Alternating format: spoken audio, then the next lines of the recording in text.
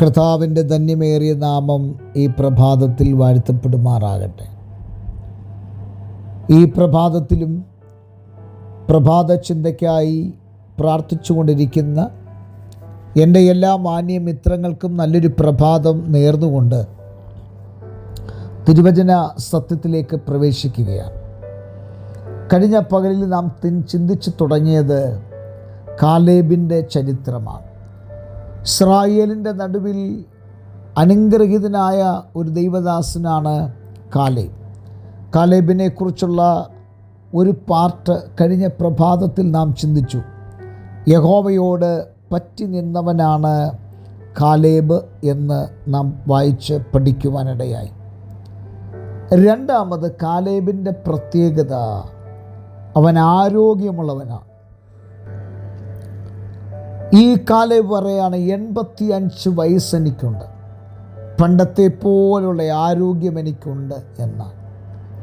നമ്മളൊക്കെ ഒരു വയസ്സാകുമ്പോൾ നമ്മുടെ ശരീരം ചുക്കിച്ചുളിഞ്ഞ് വേദനയ്ക്കും പിന്നീട് അങ്ങോട്ടുള്ള ജീവിത രീതികളൊക്കെ ഹോസ്പിറ്റലുകൾക്കൊക്കെ അടിമകളാക്കി മുൻപോട്ട് പോകുമ്പോൾ ഇവിടെ വേദപുസ്തകം നമ്മെ പഠിപ്പിക്കുന്നത് ആരോഗ്യമുള്ളവരായിരിക്കുക, ബി ഹെൽത്ത്, ആരോഗ്യമുള്ളവരായിരിക്കുക എന്നാണ്. എന്താണ് ഈ ആരോഗ്യമുള്ളവരായിരിക്കുക എന്ന് പറയാൻ കാരണം? നമ്മുടെ വിശ്വാസത്തിൽ നമുക്ക് ആരോഗ്യം ആവശ്യമാണ്. പുതിയ നിയമത്തിൽ നാം പഠിക്കുമ്പോൾ ഇതിൻ്റെ കറക്റ്റ് വ്യാഖ്യാനം നമുക്ക് പുതിയ നിയമത്തിൽ നിന്ന് ലഭിക്കുന്നതാണ്. അവിടെ രേഖപ്പെടുത്തിയിരിക്കുന്നത് വിശ്വാസത്തിൽ നാം ആരോഗ്യമുള്ളവരായിരിക്കുക, വിശ്വാസത്തിൽ നാം പച്ചപിടിച്ചും പുഷ്ടി പ്രാപിച്ചും ഇരിക്കുക എന്ന് ദൈവം ആഗ്രഹിക്കുന്നു. എന്തുകൊണ്ടാണ് വിശ്വാസത്തിൽ ആരോഗ്യമുള്ളവരായിരിക്കുക എന്ന് പറയാൻ കാരണം?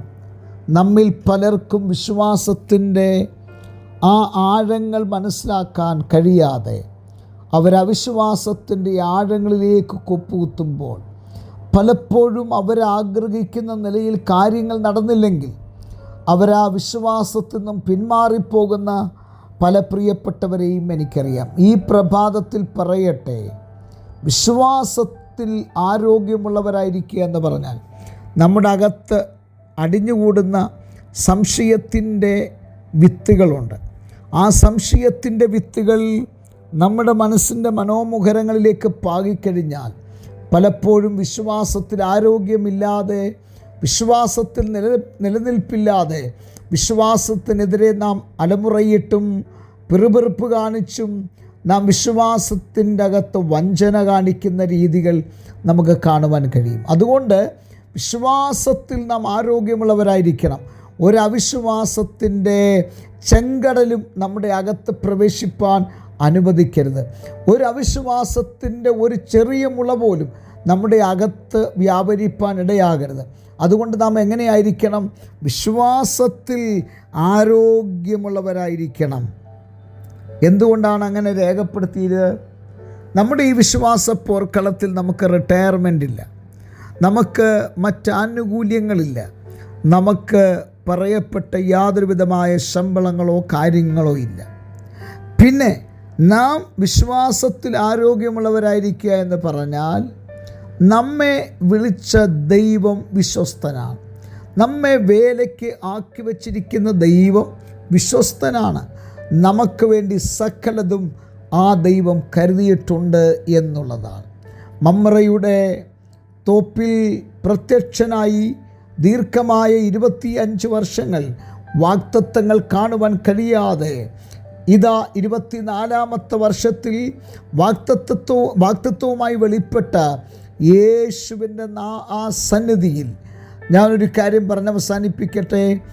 ആ വാഗ്ദത്തം വെളിപ്പെട്ട് കിട്ടിയ അബ്രഹാമും ആ ഇസഹാക്കും മോറിയാ മലയുടെ പടവുകൾ ചവിട്ടിക്കയറുന്നു. അപ്പൻ്റെ ഹൃദയം വിങ്ങുകയാണ്. പക്ഷെ മകനൊരു ചോദ്യമുണ്ട്, യാഗമൃഗം എവിടെ?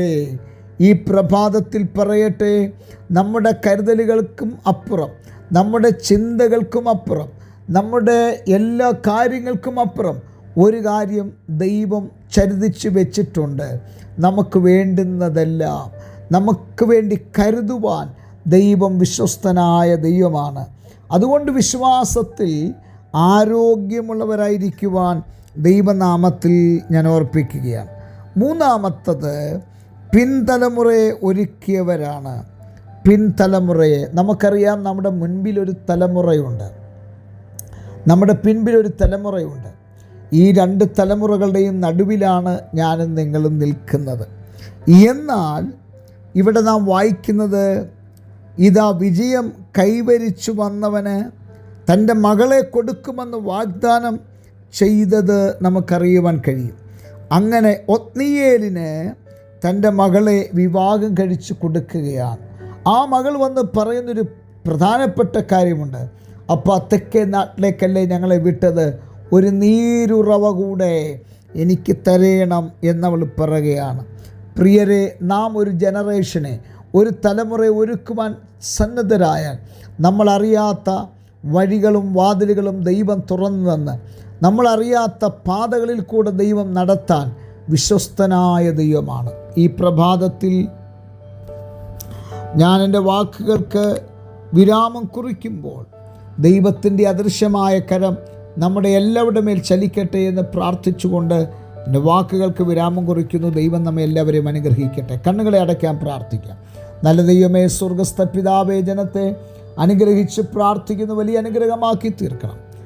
ഈ പ്രഭാതം എല്ലാവർക്കും ഒരു നല്ല പ്രഭാതമാക്കി, ഒരു നല്ല ദിവസമാക്കി മാറ്റണം.